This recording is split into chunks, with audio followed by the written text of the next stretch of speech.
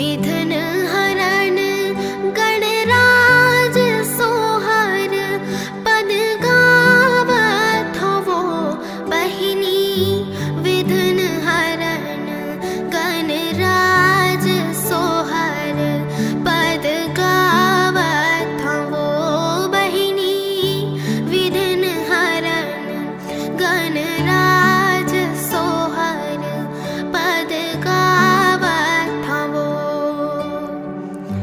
काखर भय श्री राम काखर, भय लक्ष्मण काखर, भय शत्रुघ्न हो बहिनी।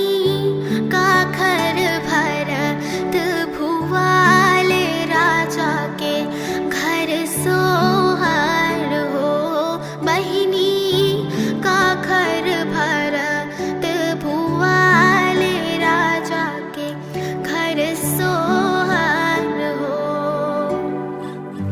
कौशल्या के भय राम सुमित्रा के, लक्ष्मण सुमित्रा के शत्रुघ्न हो बहिनी।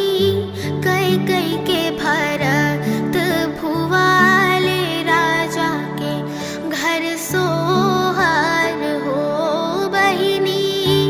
कैकेयी के भरत भुवाले राजा के घर सोहर हो।